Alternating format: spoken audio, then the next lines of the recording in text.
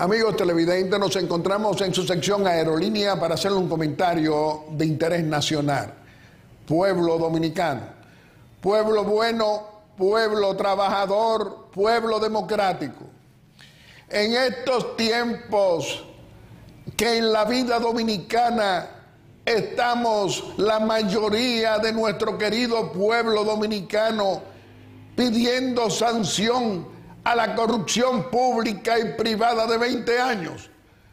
Primero, la de los 12 años del corrupto, abusador y cobarde de Leonel Fernández Reina, y luego los 8 años de Danilo Medina Sánchez.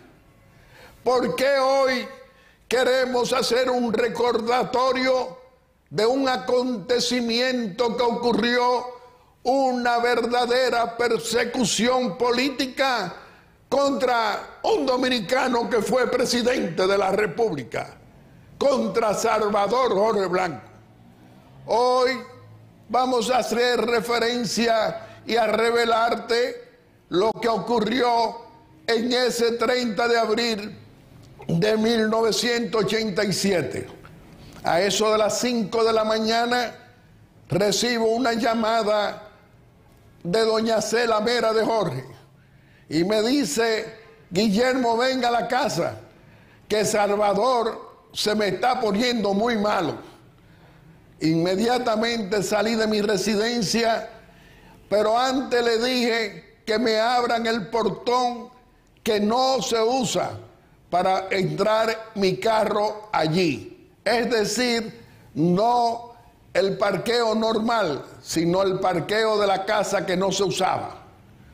Me abrieron el portón, entré en el carro, lo puse mirando para salir, porque entendía que íbamos a tener que salir con Salvador para la clínica, para donde los médicos. ¿Y qué ocurrió? Cuando llego a esa hora, voy a la habitación con doña Cela para ver a Salvador, y Salvador está muy inquieto, muy sudoso, y digo yo, vamos a llamar al médico. Y él se acababa de tomar, doña Cela le acababa de dar medicinas, y a unos 5, 6, 10 minutos se tranquiliza y vuelve a la normalidad. Allí nos quedamos con ellos todo el tiempo. Y a eso de las 7 de la mañana, dice Salvador Jorge Blanco a Cela: Guillermo, llámenme al doctor Bernardo de Filló, al cardiólogo, para que venga a verme, para yo ver si me estoy recuperando o tengo que irme con él para la clínica. Eso ocurrió en medio de una persecución política ordenada por mi amigo el presidente patriota Joaquín Balaguer. Y te explicamos. Vino el doctor de Filló, lo examina y entiende que hay que hacer los preparativos para llevarlo a la clínica y allí hacerle los exámenes correspondientes. Él se va, pero nos quedamos nosotros, a Cela, Salvador y yo, y allí dice Salvador Jorge Blanco: creo que yo resisto asilarme porque no tengo ni juez ni autoridad judicial que pueda escuchar que no soy corrupto, que no he robado el dinero del pueblo dominicano, que me están persiguiendo por yo ser un posible aspirante a la presidencia de la República. Yo le digo: ¿a dónde tú quieres ir? Dice doña Cela y me contesta: Guillermo, nosotros hemos pensado en Venezuela, donde tenemos grandes amigos. Yo le digo: ¿y por qué no pensamos también y consideramos a Uruguay, donde son garantistas del asilo político. Hace silencio Salvador y doña Cela y nos dice: no, vámonos para Venezuela. En todo esto llega un amigo muy querido de don Salvador, de doña Cela y también de nosotros. Yo había llamado durante el curso de la mañana, cuando llegué, al destacado historiador don Frank Moya Pons. Y le digo: Frank, está pasando lo siguiente, Salvador está malo. Dice él: salgo para allá de inmediato. Vino Frank Moya Pons y cuando se decide asilar a Salvador Jorge Blanco, que yo conducía el automóvil, quien me acompañaba en el asiento delantero era Frank Moya Pons. Atrás se sentó Salvador, doña Cela, Orlando, que en paz descanse, y Dilia Leticia. Salimos hacia la embajada de Venezuela. Antes habíamos hablado con don José Augusto Vega Inver, quien se encargó de avisarle al embajador de Venezuela, Jaime Clavijo Hostos, de que íbamos de camino hacia la embajada, a la residencia, para solicitar asilo político para Salvador Jorge Blanco y su familia. Cuando llegué a la embajada de Venezuela, tuvimos que permanecer 1 hora 10 minutos en el parqueo de la residencia de la embajada, porque estábamos esperando que el embajador Jaime Clavijo Hostos de Venezuela diera la orden de que abrieran la residencia, la casa, para poder penetrar a la residencia. Esa dilación luego la explicó el embajador, que se debió a que él se comunicó con su gobierno, con su cancillería y hasta con el presidente Jaime Lucinchi, y le dijo lo que estaba ocurriendo y le ordenó darle que entráramos a la residencia y que lo acogiéramos, decía el embajador de Venezuela. Es decir, después de 1 hora 5 o 10 minutos en la marquesina, a los 25 minutos llegó el embajador y le dice al presidente Jorge Blanco, a doña Cela, en presencia de Frank Moya Pons y de quien le habla y de sus hijos Orlando y Dilia Leticia, y dice: presidente Jorge Blanco, en esta circunstancia lamento que esté ocurriendo, pero debo decirle que mi gobierno le acaba de otorgar el asilo político. Voy ahora hacia la Cancillería de la Embajada para notificarle a la Cancillería Dominicana de que usted lo hemos aceptado en nuestra embajada como asilado junto a su esposa, a sus hijos y a cualquiera de los colaboradores que usted diga que lo van a acompañar. Sale el embajador Jaime Clavijo Hostos hacia su embajada. Cuando retorna y dispone el embajador al personal de la embajada que prepararan la habitación principal para que el doctor Jorge Blanco la pueda utilizar y descansar por el agotamiento que le entendía que se veía que tenía.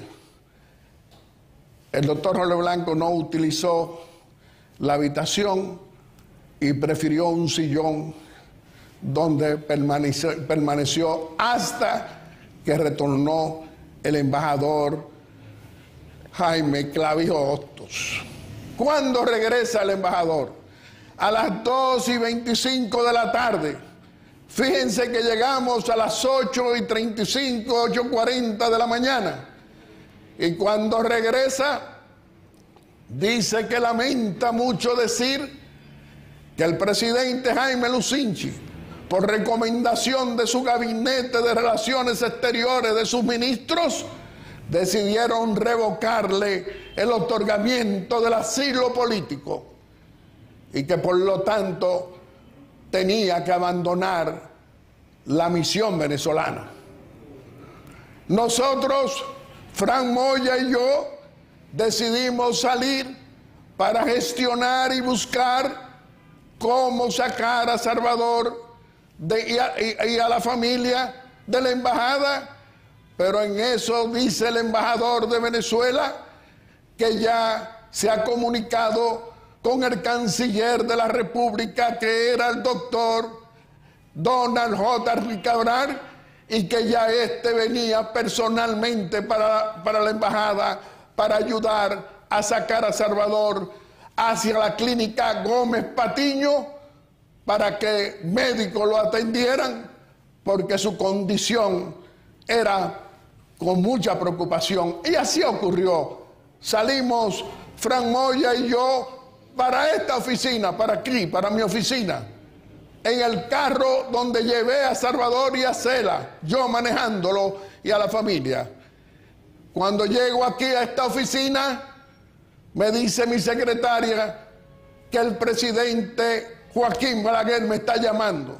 Me pasa la llamada y me dice: Guillermo, acuérdense ustedes mi relación con el presidente Balaguer, una relación que venía de años y que veníamos cada vez más profunda.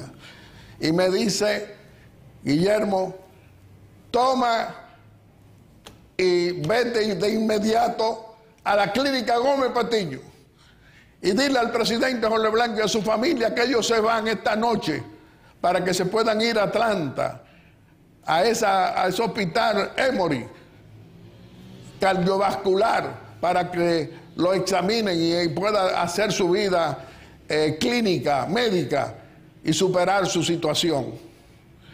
Yo le contesté: pues salgo para allá a decírselo. En todos los periódicos salía que no iban a conceder la salida, que los dos aviones que estaban ahí no iban a salir con el presidente Jorge Blanco. Sin embargo, se fue en la noche. La verdad es que ahora le voy a narrar por qué fue persecución política. Conversando con el presidente Balaguer, y a mí me lo pueden creer porque saben que Joaquín Balaguer me escogió para que estuviera con él, tanto durante sus 12 años de gobierno, que entraba en varias oportunidades a su despacho porque me llamaba, y también porque no lo dejé solo cuando dejó el poder y también lo perseguían. Me dijo: la verdad es que yo siento mucho todo esto. Y yo le digo: no merecía, ni lo merece, eso que le está ocurriendo al presidente Jorge Blanco. El doctor Balaguer me dijo: la política, si tú buscas la historia, vas a encontrar siempre episodios de esta naturaleza, lamentablemente. En fin, se fue Salvador Jorge Blanco hacia el exterior, lo condenan, y decía, y dejó un documento escrito que se entregó a los medios de comunicación. ¿Qué decía ese documento? Que no tenía dónde ir a que un juez lo pudiera tratar si había acusación de corrupción, probarle esa corrupción y escuchar su defensa. No había juez, fabricaron uno. En fin, no vamos a hablar de todo lo que ocurrió. ¿Cómo termina el asunto? Regresa al país, lo hacen preso, todo lo que pasó doña Cela, la familia, todos los sufrimientos, y termina en la siguiente forma. ¿Saben ustedes quiénes firmaron la sentencia que dispuso descargar al expresidente Salvador Jorge Blanco por no haber cometido los hechos de corrupción que le atribuía esa persecución política? Nada más y nada menos que jueces del nivel de respeto a las leyes y a la Constitución de la República. el magistrado presidente de la Corte, Julio Bautista, que en paz descanse. Pero ¿saben ustedes quiénes eran los otros dos jueces que firmaron esa sentencia de descargo? Esa magistrada, Miriam Germán Brito, hoy Procuradora General de la República, que no conculca derechos, que no se presta a persecución política contra nadie, respetuosa de las leyes y de la Constitución, y el otro magistrado del mismo nivel que Miriam Germán, el magistrado Ramón Horacio González Pérez, hasta hace poco candidato para la Corte de La Haya, para la presidencia en la Corte de La Haya. Es decir, que hoy lo que ocurre con imputados por corrupción, políticos, exfuncionarios, exmilitares, empresarios, no es persecución política. Persecución política fue la que le hizo mi amigo el presidente patriota Joaquín Balaguer al expresidente Jorge Blanco.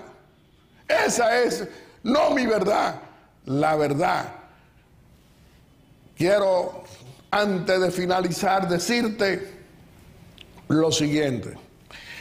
El presidente Balaguer en los últimos tiempos me llama y me pide que le dijera al presidente Jorge Blanco y a doña Cela lo siguiente, que él quería verlo para pedirle perdón porque había cometido un grave error en perseguirlo. Yo le comunico a Salvador y a doña Cela la petición de Balaguer. Ya había ocurrido la sentencia de descargo, como he explicado, y Salvador Jorge Blanco y doña Cela, los dos me dijeron lo siguiente: dígale al doctor Balaguer que le agradecemos mucho su decisión de pedirnos perdón, pero nosotros no queremos volver a hablar de eso, ni a recordar eso, y que nosotros no tenemos odio ni rencores contra nadie, y que le hemos pedido a Dios que nos ayude precisamente a no hablar más de eso. No queremos recordarlo, que por eso le agradecemos que él no quiera ver para decirnos eso, pero que no lo vamos a aceptar, no vamos a hacerlo. Hubo una segunda ocasión, volví a decírselo y me dijeron lo mismo. Hubo una tercera ocasión y también ocurrió lo mismo. Había ocurrido por varias vías con diferentes personas, pero que esas personas no le llegaron nunca a Salvador y a doña Cela a decírselo porque no fueron recibidos. Así es que le digo hoy que lo que ocurre en la República Dominicana, diciendo algunos funcionarios que lo persiguen y que eso es persecución política, no, eso es para que le respondan a la ley por lo que se han robado miles de millones de pesos. Y eso no lo podemos tolerar sin sanción todavía y con impunidad. No importa que se llame Leonel Fernández, Danilo Medina, PRD o Fuerza del Pueblo, que son más de lo mismo. Tienen una fábrica de multimillonarios sin explicación, que desde el 16 de agosto del 96 se ocuparon, llegaron pobres y se ocuparon de ser multimillonarios, y decimos nosotros que se apoderaron del Poder Judicial, nombrando, Leonel Fernández lo hizo, procuradores generales de la República, miembros del Comité Político y del Comité Central. Llevaron a la presidencia de la Suprema Corte a miembros del Comité Central del Partido de la Liberación Dominicana. Todavía hoy, producto de eso, tenemos a Luis Henry Molina Peña, actual presidente de la Suprema Corte, que salió de miembro del Comité Central del PLD como presidente de la Suprema Corte de Justicia y del Consejo del Poder Judicial. Que él hoy haya cambiado, que ahora diga que ya no es PLDista, que no quiere saber de eso, eso es otra cosa. Pero esa es la verdad. Familia dominicana, en estos tiempos en que tienen que rendir cuenta pase lo que pase, en el sentido de que funcionarios políticos importantes, militares, exmilitares, es decir, empresarios que se asociaron con el robo público, tienen que responder a la justicia. ¿Por qué? Porque el que se roba un pollo en este país o un pedazo de carne le meten 10 años. Hoy sabemos que no se ha podido desmontar ese poder judicial que se apoderó, ese PLD de 20 años de Leonel Fernández Reina. Pero se están dando pasos con Ministerio Público que están asumiendo con doña Miriam a la cabeza a investigar, a probar, a llevar el cumplimiento de la ley, el cumplimiento de la Constitución y no a imponer las decisiones que le ordene el jefe político o el presidente de la República. Gracias, familia dominicana, por haber votado mayoritariamente por el cambio político, por Luis Abinader, ese presidente honrado que tenemos y que le entregó el Ministerio Público a una magistrada como Miriam Germán, que no conculca derechos y que no aprueba ni apoya persecución política contra nadie a nombre de la justicia.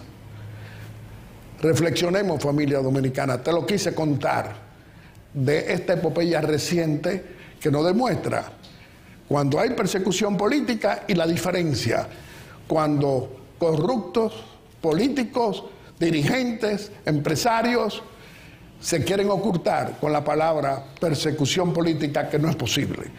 Y dentro de un momento te vamos a presentar a nuestro primer personaje de la semana. Lo será el ingeniero Milton Morrison, presidente del partido País Posible.